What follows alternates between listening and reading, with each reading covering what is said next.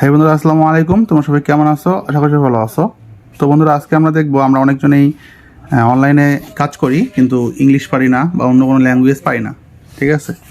তো আমরা কিভাবে সবগুলো ল্যাঙ্গুয়েজ বুঝতে পারবো এবং কিভাবে আমরা বাংলা থেকে সবগুলো ল্যাঙ্গুয়েজে কথা বলতে পারবো সেটা আজকে দেখবো। তো এর জন্য আমাদেরকে প্লে স্টোরে যাইতে হবে। প্লে স্টোরে যাওয়ার পর এখানে ট্রান্সলেট লিখে সার্চ করতে হবে। ওকে,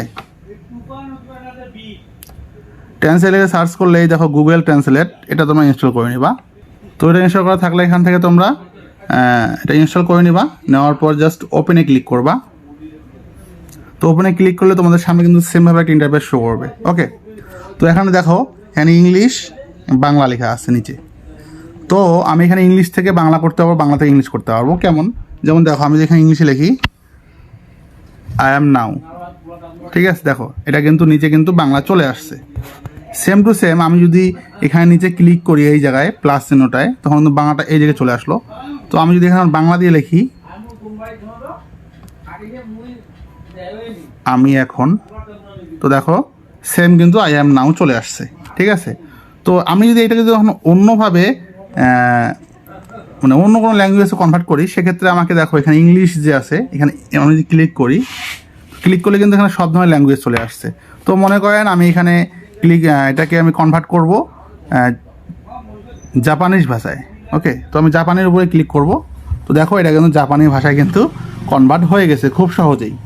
তো এই হচ্ছে আজকের সিস্টেম। তোমরা কিন্তু যে কোনো ভাষাকে চাইলে, এখন আমি যদি আবার এখানে মানে প্লাস করে দেই, তাহলে কিন্তু এখান থেকে আমি এখন যদি কোনো জাপানি ভাষা লিখি তাহলে কিন্তু এটা আবার নিচে বাংলায় চলে আসবে।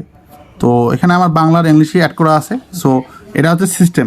তোমরা যদি চাও এখান থেকে অন্য কোনো ল্যাঙ্গুয়েজকে বাংলা করবা, তাহলে অবশ্যই এই জায়গায় যে ল্যাঙ্গুয়েজটা তোমরা দিবা সেটা মানে এখানে রাখবা, আর বাংলাটা এইদিকে রাখবা।